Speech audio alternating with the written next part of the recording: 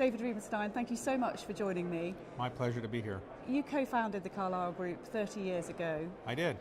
During the last 30 years, what change have you seen in this industry? It's evolved, it's adapted. Well, when I started Carlyle, there were 250 private equity firms in the whole world. Now there are 6,550, so it's become a gigantic industry. It used to be called alternative, now it's really mainstream. So it's a major part of the financial construct of our world now. Do you think it's changed reputationally during that time as well? Well, I think so. The private equity world wasn't considered the best part of the financial service world. People thought we did things that were destructive of companies, not paying taxes, not helping the environment. Many things we were accused of. Most of them were not true. But I think now the industry is much more sensitive to ESG concerns, and I think the industry's reputation is pretty good now. That's the reputation. You talked about ESG there. You talked perhaps about the impact this industry can have. What do you think this industry can do in the current global climate?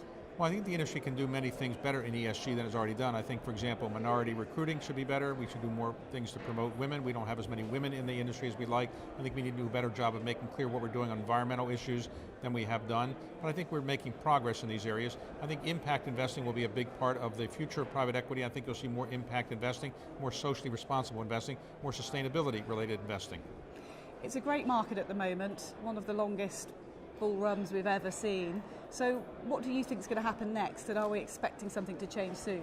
Well, Rubenstein, who used to be the head of the Council of Economic Advisors in the United States, said if something can't keep going on forever, it won't. So eventually it will slow down. I don't know when. I thought today in my presentation I was trying to convey that I think for 2018 and 19 things are in pretty good shape, but who can predict in 2020 what will happen? So I think at some point the economic robustness we've had will probably slow down. What can this industry do to prepare itself for that? And do you think they are better prepared than they were 10 years ago? I think we're better prepared because the debt that we borrow has covenant-light provisions in it, so it's harder to default, not impossible, but harder. I think we should make sure we're not overpaying. That's an important thing. I think we also make sure we have people who know how to operate these companies and we're really not depending on leverage or macroeconomic factors to make the returns. We have to really make sure we're depending on EBITDA growth, and a lot of that's depending on really good operational people who come in and help run these companies. You have said in the past as well that private equity survives no matter what's happening. Well, I do think it will do well in good and bad times. When things are down in the economy, we'll buy things more cheaply. Things are higher, we'll sell things. It's a very good industry. Obviously, I think it's driven by the 20% carried interest to some extent. If we were paid the same as long-only managers, I don't think you'd attract the same quality people. I don't think you'd get the same rates of return. So what do you see as the greatest opportunities at the moment in the current climate? I think the greatest opportunities are in the emerging markets to some extent. The emerging markets only get 17% of private equity dollars relative to the fact that they're 55% of the world's GDP. So I think China, India, Brazil are going to be very attractive places in the next 5 to 10 years.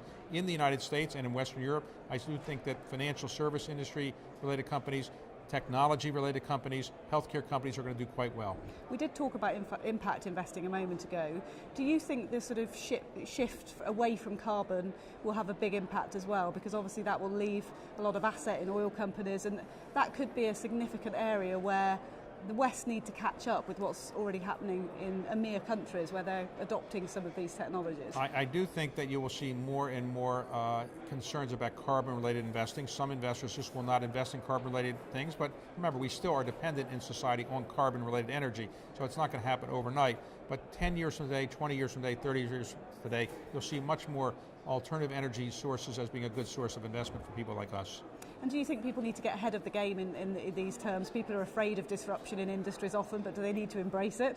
I think they should embrace it, but change is always difficult for people to embrace, and particularly if you've done well in the older system. But I think a smart person should look at where we're going down the road next 5, 10 years, and you're going to see more alternative energy sources being used, and therefore it's a good place in which to invest, in my view. Slight gear change. You talked there about change being difficult to embrace. You've had a big change because you're stepping back slightly. What are you going to be doing with yourself?